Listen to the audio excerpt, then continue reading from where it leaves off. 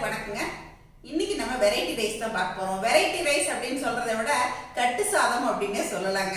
ஆமாங்க, நான் என்னோட ஃப்ரெண்ட்ஸ் வீட்லயும் சரி, ரிலேஷன்ஸ் வீட்லயும் சரி, என்னோட ஃப்ரெண்டோட பொண்ணு, சொந்தக்கார பொண்ணுங்க யாராவது கன்சீவ் ஆகி இருந்தாங்க அப்படின்னா நான் இந்த மாதிரி சாதம் தான் எடுத்துட்டு போயிட்டு பார்த்துட்டு வருவேங்க. இல்லைன்னா நான் கொடுத்து அனுப்பிட்டு அப்புறமா கூட நான் போய் பார்த்துட்டு வருவேன். அந்த மாதிரி தான் நான் இன்னைக்கு 5 வகையான சாதம், கூடவே ஒரு பொரியல், வறுவல், அப்புறம் வடகம் பொரிச்சிட்டு கொஞ்சம் துவையல் அரைச்சிட்டு கேரட் கீர் இதெல்லாம் செஞ்சு இன்னைக்கு நான் அனுப்ப போறேங்க. நம்ம ஸ்நாக்ஸ் எல்லாம் வாங்கிட்டு போறதுக்கு பதிலாக அவங்க வீட்டுக்கு இந்த மாதிரி நம்ம செஞ்சு அனுப்பி விட்டா அவங்களுக்கு ஒரு நாள் சமையல் வேலையும் மிச்சமாகும், நமக்கும் ஒரு ஆத்ம திருப்தி கிடைக்கும் இல்லைங்களா. அதனால நான் ரொம்ப நாளா இதுதான் ஃபாலோ பண்ணிட்டு இருக்கேன். அதனால இன்னைக்கு நான் இந்த மாதிரி சாதம் எல்லாமே ரெடி பண்ண போறேன். வாங்க, இப்ப நான் என்னென்ன சாதத்துக்கெல்லாம் ரெடி பண்றேன், எப்படியெல்லாம் இந்த கட்டு சாத விருந்து தயாரிக்கிறேன்னு பார்க்கலாம். வீடியோக்குள்ள போலாங்க. சரசஸ் ஃபுட் ப்ராடக்ட்ஸ் பொடிவகைகள் தேவைப்படுறவங்க இங்கே கொடுத்துருக்க வாட்ஸ்அப் நம்பரில் காலை 10 மணி முதல் இரவு 7 மணி வரைக்கும் எங்களை காண்டாக்ட் பண்ணலாங்க. இன்றைக்கி சமையலுக்கு தேவையான பொருட்கள் எல்லாமே ரெடி பண்ணி எடுத்து வச்சுருக்கேங்க. கேரட் கீர் செய்கிறதுக்காக நான் கேரட் தோல் சீவிட்டு இந்த மாதிரி கட் பண்ணி எடுத்து வச்சுக்கிட்டேங்க. இப்போ இதில் நம்ம தண்ணி விட்டு 3 சவுண்டு விட்டு வேக வச்சு எடுத்துக்கலாங்க. இந்த தண்ணியையும் வேஸ்ட் பண்ண வேண்டாம். நம்ம கீர் அடிக்கும்போது நம்ம இதையுமே ஊற்றிக்கலாம். எப்படி செய்கிறதுன்னு நான் சொல்கிறேங்க. அதுக்கப்புறம் என்னென்ன ரைஸ் பண்ணுறேன் அப்படின்னா கல்கண்டு சாதங்க. கல்கண்டு சாதத்துக்கு நான் பச்சரிசி ஒரு ஆளாக்கு போட்டு, அதாவது ஒரு உலக்குன்னு சொல்லுவோம் இல்லைங்களா, கொஞ்சம் நேரம் ஊற வச்சு எடுத்து வச்சுருக்கேன். அதே மாதிரி தயிர் சாதத்துக்கும் இந்த மாதிரி பச்சரிசியை ஊற வச்சுட்டு நம்ம பால் ஊற்றி வேக வச்சோம்னா நல்லா குழைய வெந்துடும். புளி சாதத்துக்கு இந்த மாதிரி நான் சாதத்தை உதிராக வேக வச்சு எடுத்து பெரிய பாத்திரத்தில் நான் கொட்டி வச்சுருக்கேங்க. இது 2 உலக்கு போட்டேன், அதனால் கொஞ்சம் அகலமான பாத்திரத்தில் நான் கொட்டி வச்சுக்கிட்டேங்க. இதில் கொஞ்சம் நல்லெண்ணெய் நம்ம விட்டு வச்சிட்டோம்னா உதிராக வந்துடும். தேங்காய் சாதத்துக்கு நான் தேங்காய் இந்த மாதிரி துருவி ரெடி பண்ணி வச்சுருக்கோங்க. அப்புறம் தக்காளி சாதத்துக்கு தக்காளி நறுக்கி எடுத்து வச்சுருக்கேன். அதுக்கு தேவையான அளவுக்கு வெங்காயம், பச்சை மிளகாயெல்லாம் நம்ம தக்காளி சாதத்துக்கு போடும்போது இந்த மாதிரி கீரி எடுத்துக்கணும், நறுக்கி போடக்கூடாது. அப்புறம் உருளைக்கிழங்கு இப்போ தாங்க வேக வச்சுருக்கேன், மசாலா போட்டுடலாம் அப்படின்னு சொல்லிட்டு அதுக்கு தாளிக்கிறதுக்காக பெரிய வெங்காயம் நறுக்கி எடுத்து வச்சுட்டேங்க. அப்புறம் முட்டைக்கோஸ் போட்டு ஒரு மைல்டான ஒரு பொரியலுங்க. இந்த பொரியலுக்கு பாசிப்பருப்பு ஒரு 2 டேபிள் ஸ்பூன் ஒரு 10 நிமிஷம் போல் ஊற வச்சுட்டேங்க. ஒரே ஒரு கேரட் முட்டைக்கோஸோட இந்த மாதிரி நறுக்கி எடுத்து வச்சுருக்கேன். இதை நம்ம வேக வச்சுட்டு தாளிக்க போகிறோம், அவ்வளோதாங்க. இது எல்லாத்தையும் இப்போ ஒன்றொன்னா நம்ம ஆரம்பிச்சிடலாங்க. இப்போ ஃபஸ்ட்டு நம்ம கேரட் கீருக்கு இந்த கேரட்டை வேக வச்சு எடுத்துக்கலாங்க. நான் கட் பண்ணி வச்சுருந்த கேரட்டை குக்கரில் சேர்த்து 3 விசில் வச்சு இறக்கி ஆற வச்சுருக்கேங்க. அதே மாதிரி அதுக்கு சேர்க்குறதுக்கு பாலையும் நல்லா ஆற வச்சுக்கணும். நம்ம நல்லா ஆறின பால் தாங்க சேர்க்கணும். அதே மாதிரி தேங்காய் சாதத்துக்கு அரிசி ஊற வச்சுருக்கேன். இப்போ கேரட் நல்லா ஆறிடுச்சுங்க. அதை மிக்ஸி ஜாரில் சேர்த்து அந்த வேக வச்ச தண்ணியை ஊற்றி நம்ம இந்த மாதிரி அடிச்சுட்டு அதை அடுப்பில் ஏற்றிக்கணுங்க. அதுக்கு தேவையான அளவு நம்ம சர்க்கரை சேர்த்துக்கலாம். சர்க்கரை உங்களுக்கு இனிப்பு எவ்வளோ தேவையோ அந்த அளவுக்கு சேர்த்துக்குங்க. அடுப்பை பற்ற வச்சுட்டு அது ஜஸ்ட் அப்படியே ஒரு கொதி பாருங்கள், ஓரத்துல எல்லாம் நுரைச்சி வரும், அந்த மாதிரி ஒரு கொதி வந்தால் போதுமானது. அடுப்பை ஆஃப் பண்ணிவிட்டு இப்போ நெய்யில் வறுத்த முந்திரி மட்டும் நம்ம சேர்த்துக்கலாங்க. இறக்கி வச்சு கொஞ்சம் ஆறினதுக்கப்புறமா நம்ம காய்ச்சி ஆற வச்ச பால் சேர்த்து நல்லா கலக்கி விடலாங்க. 1 கிலோ கேரட் எடுக்கிறீங்க அப்படின்னா 1 லிட்டர் பால் சரியாக இருக்குங்க. அப்புறம் இதில் ஒரு 4-5 சொட்டு மட்டும் ரோஸ் எசன்ஸ் சேர்த்துக்கலாம். ரோஸ் எசன்ஸ் இதுக்கு நல்ல டேஸ்ட்டு கிடைக்குங்க. அப்புறம் இது நல்லா ஆறினதுக்கப்புறமா இப்போ ஒரு மூடி போட்டு இப்போ நான் ஃப்ரிட்ஜில் வச்சுட்டேங்க. கூலிங்கோடு சாப்பிட்டா ரொம்ப நல்லாயிருக்கும். இப்போ அடுத்ததாக புளியோதரை கிளறிடலாங்க. என்கிட்ட புளிக்காய்ச்சல் கைவசம் இருந்ததால் அதை சேர்த்து தான் நான் இப்போ கிளறிட்டுருக்கேங்க. இந்த மாதிரி நல்லா கிளறி எடுத்து வச்சிடணுங்க. இப்போ நம்மளோட புளி சாதம் ரெடி ஆயிடுச்சுங்க.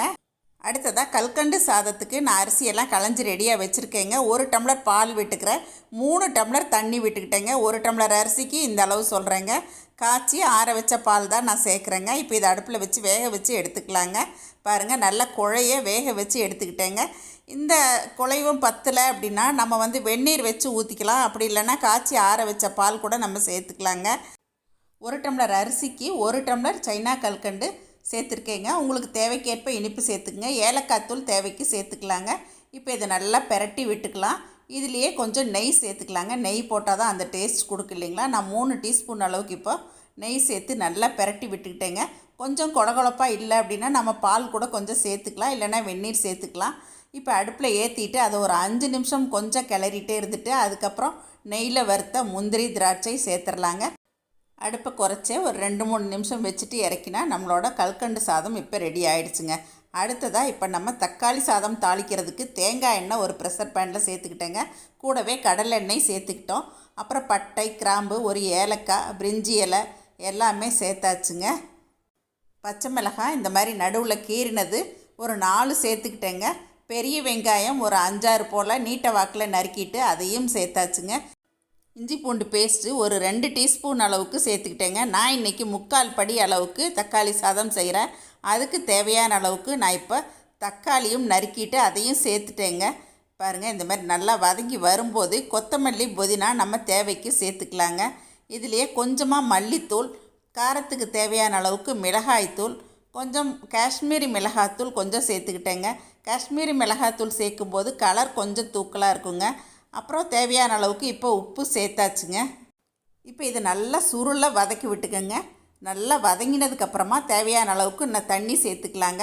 தண்ணி சேர்த்துட்டு ஒரு மூடி போட்டுடலாம். நான் இன்றைக்கி பொன்னி அரிசி தான் சேர்க்குறேங்க. பாருங்கள், நல்லா கொதி வரும்போது கொஞ்சம் அரிசி ஒரு 1/4 மணி நேரம் ஊற வச்சுட்டு சேர்த்தா நல்லா பதமாக வேகுங்க. இப்போ சும்மா மூடி அப்படியே வச்சுருக்கேங்க. அரிசி சேர்த்ததுக்கப்புறம் பாருங்கள், இந்த மாதிரி தண்ணியும் அரிசியுமா பக்குவம் ஒரு மாதிரி சேர்ந்து வரும் இல்லைங்களா? இந்த ஸ்டேஜில் கொஞ்சம் கொத்தமல்லி இலை தூவிட்டு கொஞ்சம் நெய் சேர்த்துக்கலாங்க. அந்த தம் போடுறப்ப நம்ம நெய் போடுவோம் இல்லைங்களா பிரியாணிக்கெலாம், அந்த மாதிரி கொஞ்சம் நெய் சேர்த்துட்டு இந்த மாதிரி நல்லா சமப்படுத்தி விட்டுட்டு நீங்கள் மூடி போட்டு 10 நிமிஷத்துலேருந்து 1/4 மணி நேரம் வரைக்கும் அடுப்பை நல்லா குறைச்சி வச்சு இந்த மாதிரி இறக்கிட்டிங்கன்னா நல்லா பொல உதிர் உதிராக தக்காளி சாதம் ரெடி ஆகிடுங்க. தக்காளி சாதத்துக்கு நான் எப்பயுமே சவுண்டு விடவே மாட்டேங்க. இந்த மாதிரி தான் செய்வேன். பாருங்கள், இப்போ நல்லா சேர்ந்து வெந்திருக்கு. இப்போ இதை நல்லா பெரட்டி விட்டாச்சுன்னா நம்மளோட தக்காளி சாதம் ரெடி ஆயிடுச்சுங்க. இப்போ நான் தேங்காய் சாதம் தாளிக்கிறதுக்காக ஒரு வாணலியில் கொஞ்சம் எண்ணெய் விட்டுக்கிட்டேங்க. ஒரு 2 டீஸ்பூன் அளவுக்கு நெய் விட்டுக்கிட்டேன். இப்போ கடுகு சேர்த்துக்கிட்டேங்க. உளுத்தம்பருப்பு 1 டேபிள் ஸ்பூன் தாராளமாக சேர்த்துக்கோங்க. கடலைப்பருப்பும் கொஞ்சம் ஜாஸ்தியாகவே சேர்த்துக்குங்க. இப்போ இது நல்லா வதங்கி செவந்து வந்தோடனே முந்திரி கொஞ்சம் சேர்த்துக்கிட்டேங்க. கொஞ்சம் வரமிளகா, பச்சை மிளகா ரெண்டும் சேர்த்துட்டு கொஞ்சம் கருவேப்பிலையும் சேர்த்துக்கலாங்க. கருவேப்பிலை சேர்த்ததுக்கப்புறமா கொஞ்சமாக பெருங்காயத்தூள் சேர்த்ததுக்கப்புறம் இப்போ நம்ம துருவி வச்ச தேங்காய் சேர்த்துக்கலாங்க. தேங்காயை நல்லா வெள்ளை வெளையர்னு துருவி சேர்க்கணுங்க. தேங்காய் சேர்த்ததுக்கப்புறம் அந்த தேங்காய் சூடு ஏறினா போதுங்க. வதக்கி விட்டுட்டு இப்போ லேசாக கொத்தமல்லி இலை தூவிக்கலாம். கொத்தமல்லி இலை உங்களோட ஆப்ஷன் தான், விருப்பப்பட்டால் போட்டுக்கலாங்க. இந்த கலவையை எடுத்து நம்ம உதிராக வேக வச்சுருக்க சாதத்தில் கலந்துக்கலாங்க. இப்போ தேவையான உப்பு சேர்த்துக்கலாங்க. உப்பு சேர்த்து இதை நல்லா பெரட்டி விட்டுறணுங்க. சாதம் நல்லா ஆற வச்சு பெரட்டுறதால மறுபடியும் நீங்கள் வேணுமானா சூடு பண்ணிக்கலாங்க. இதுலேயே உங்களுக்கு இஞ்சி துருவல் பிடிக்கும் அப்படின்னா தாளிக்கும் போது கொஞ்சமாக இஞ்சி துருவலும் சேர்த்துக்குங்க. இப்போ தேங்காய் சாதம் ரெடிங்க. அடுத்ததாக தயிர் சாதம் கிளறதுக்காக நான் பச்சரிசி ஊற வச்சு இல்லைங்களா, அதில் தேவையான அளவுக்கு தண்ணி விட்டுட்டு பால் காய்ச்சி ஆற வச்ச பால் இப்போ சேர்த்துட்டேங்க. இதை நல்லா வேக வச்சு எடுத்துக்க போகிறேன். 1 டம்ளர் அரிசிக்கு நான் பாலும் தண்ணியுமா சேர்த்து 4.5 டம்ளர் சேர்த்துக்கிட்டேங்க. பாருங்கள், அப்பயுமே கெட்டியாக தான் இருக்குது. மறுபடியும் கொஞ்சம் நான் வெந்நீர் வச்சு இப்போ சேர்க்குறேங்க. நீங்கள் பால் சேர்க்குறதா இருந்தாலும் சேர்க்கலாம். நான் இப்போ பாலும் கொஞ்சம் சேர்த்துருக்கேங்க. நல்லா காய்ச்சி ஆற வச்ச பால் தான் சேர்க்கணும். இதை நல்லா இந்த மாதிரி பெரட்டி விட்டுக்கலாங்க. இதில் தேவையான அளவுக்கு நம்ம உப்பு சேர்த்துக்கலாம். இப்போ இஞ்சி துருவல் அல்லது பொடி பொடியாக நறுக்கின இஞ்சி சேர்த்துட்டு கொஞ்சம் கொத்தமல்லி, கருவேப்பிலை பொடியாக நறுக்கினது சேர்த்துக்கலாங்க. சேர்த்துட்டு கடுகு, உளுத்தம்பருப்பு, பெருங்காயம், காஞ்ச மிளகாய், கருவேப்பிலை இதெல்லாம் சேர்த்து இப்போ தாளித்து கொட்டி நல்லா இப்போ பெரட்டி விட்டாச்சுங்க. இந்த மாதிரி பெரட்டி விட்டதுக்கப்புறமா தயிர் 2 டேபிள் ஸ்பூன் நான் சேர்க்குறேன். உங்களுக்கு புளிப்புக்கு தேவையான அளவு தயிர் சேர்த்துக்குங்க. தயிர் சேர்த்ததுக்கப்புறமா ஓரத்துலேயே இந்த மாதிரி மசிச்சு விட்டுட்டு அதுக்கப்புறமா நல்லா கலந்து விட்டுருங்க. இப்போ நம்மளோட தயிர் சாதமும் ரெடி ஆயிடுச்சுங்க. அடுத்ததாக முட்டைக்கோஸ் பொரியலுக்கு நறுக்கி வச்ச காய் சேர்த்துட்டு அதிலே பாசிப்பருப்பு சேர்த்துட்டு தேவையான அளவு உப்பு சேர்த்துட்டு இந்த மாதிரி கொஞ்சமாக தண்ணி தெளித்து விட்டு நம்ம ஒரு விசில் வச்சு இந்த மாதிரி வேக வச்சு எடுத்துக்கலாங்க. இப்போ இதுக்கு ஒரு தாளிப்பு கொடுத்துடலாம். ஒரு வாணலி அடுப்பில் ஏற்றிட்டு கடுகு, உளுத்தம்பருப்பு தாளிச்சாச்சுங்க. நம்ம காரத்துக்கு கொஞ்சம் பச்சை மிளகாய், வரமிளகாய் சேர்த்துட்டு கருவேப்பிலையும் இப்போ சேர்த்துக்கலாங்க. இப்போ கொஞ்சம் பெருங்காயத்தூள் சேர்த்துக்கலாம். இப்போ நம்ம வேக வச்சுருக்க முட்டைக்கோஸ் இதில் சேர்த்துட்டுங்க நல்லா பெரட்டி விட்டுடலாம். அந்த தண்ணியோட பசை இல்லாமல் கொஞ்சம் ஈரப்பதம் இல்லாமல் நல்லா பெரட்டி விட்டுக்கலாங்க. பெரட்டி விட்டதுக்கப்புறமா நம்ம தேங்காய் துருவல் சேர்த்து இறக்கியாச்சுன்னா நம்மளோட முட்டைக்கோஸ் பொரியல் ரெடி ஆயிடுச்சுங்க. நம்ம இந்த மாதிரி செய்யும்போது காயோட கலர் மாறாமல் இருக்குங்க. அதனால் நான் இந்த மாதிரி வேக வச்சு தான் தாளிப்பேன். இப்போ முட்டைக்கோஸ் பொரியலும் ரெடி ஆயிடுச்சுங்க. இப்போ இது ஒரு மூடி போட்டு எடுத்து வச்சிடலாங்க. அடுத்ததாக உருளைக்கிழங்கு பெரட்டி வைக்கிறதுக்காக கொஞ்சம் ஒரு பாத்திரத்தில் மஞ்சள் தூள் சேர்த்துக்கிட்டேங்க. காரத்துக்கு தேவையான அளவு தனி மிளகாத்தூள், கொஞ்சம் காஷ்மீரி மிளகாத்தூள் சேர்த்துக்கிட்டேன்.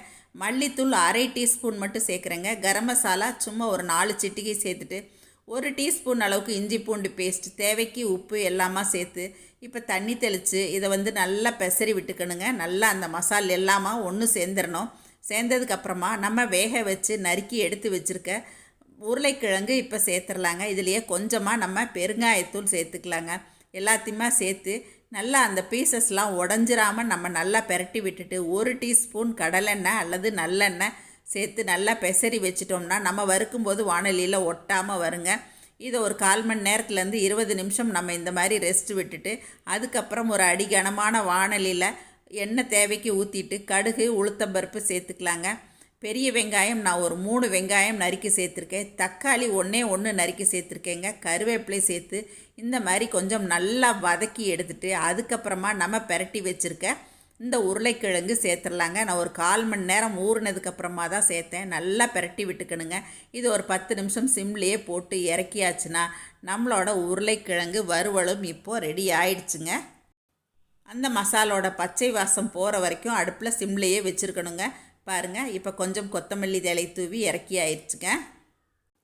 அப்புறம் புளி சாதத்துக்கு ஒரு கருவேப்பிலை உளுத்தம்பருப்பு துவையலும் இப்போ ரெடி பண்ணிட்டேங்க. அந்த துவையல் உங்களுக்கு நான் தனியாக வீடியோவாக கொடுக்குறேங்க. இப்போ நம்மளோட 5 வகையான சாதம், பொரியல், வறுவல், துவையல், அப்புறமா கேரட் கீர் எல்லாமே ரெடியாக இருக்குங்க. புளி சாதம், தக்காளி சாதம், கல்கண்டு சாதம், தயிர் சாதம், தேங்காய் சாதம், துவையல், முட்டைக்கோஸ் கேரட் பொரியல், உருளைக்கிழங்கு வறுவல் இப்போ எல்லாமே ரெடி ஆயிடுச்சுங்க. இப்போ ஃப்ரிட்ஜிலேருந்து நம்ம அந்த கேரட் கீரையும் நம்ம இப்போ வெளியில் எடுத்துடலாங்க. நான் இன்றைக்கி எங்கள் வீட்டில் எங்கள் சொந்தக்கார பொண்ணுக்கும் என்னோடய ஃப்ரெண்டோட பொண்ணுக்கும் தான் இந்த மாதிரி அனுப்புறதுக்கு எல்லாமே செஞ்சுருக்கேங்க. இந்த மாதிரி அனுப்பும்போது நமக்கு சந்தோஷமாக இருக்குது இல்லைங்களா? பாருங்கள், கேரியர் எல்லாமே ரெடியாக எடுத்து வச்சுருக்கேன். இப்போ கேரட் கீரும் ரெடியாக இருக்குது. 2 செட்டு தனித்தனியாக எங்கள் பொண்ணு நீட்டாக பேக் பண்ணி எடுத்து வச்சுட்டாங்க. இனிமேல் கேரட் கீர் மட்டும் எடுத்து வைக்கணுங்க. எங்களுக்கு மதிய உணவு இதுதாங்க. நம்ம கையாலேயே எல்லாமே செஞ்சு அந்த மாசமாக இருக்க பொண்ணுங்களுக்கு அனுப்பிவிட்டு அவங்களும் அவங்க வீட்டில் எல்லோரும் சாப்பிட்டுட்டு நல்லா இருக்குன்னு சொல்லும்போது நமக்கு ஒரு திருப்தி கிடைக்கும் இல்லைங்களா? ஆமாங்க, அவங்களும் எல்லாருமே ரொம்ப நல்லா இருக்குன்னு ஃபோன் பண்ணி சொன்னாங்க. எனக்கு அது ரொம்ப சந்தோஷமாக இருந்துச்சுங்க. மன நிறைவாக இருந்தது. இன்னைக்கு நான் செஞ்ச இந்த கட்டு சாத விருந்து உங்கள் எல்லாருக்கும் ரொம்ப பிடிச்சிருக்கும் அப்படின்னு தான் நான் நினைக்கிறேங்க. கண்டிப்பாக நீங்களும் இது மாதிரியெல்லாம் ஒரு நாளைக்கு ட்ரை பண்ணி பாருங்கள். போல உங்களோட கருத்துக்களை அன்புடன் வரவேற்கிறேன். நன்றி, வணக்கம். சரசஸ் சமையல் பாருங்க, சமையல் நல்லா பண்ணுங்க. சரசஸ் ஃபுட் ப்ராடக்ட்ஸ் பொடி வகைகள் தேவைப்படுறவங்க இங்கே கொடுத்துருக்க வாட்ஸ்அப் நம்பரில் காலை 10 மணி முதல் இரவு 7 மணி வரைக்கும் எங்களை காண்டாக்ட் பண்ணலாங்க. தேங்க்யூ.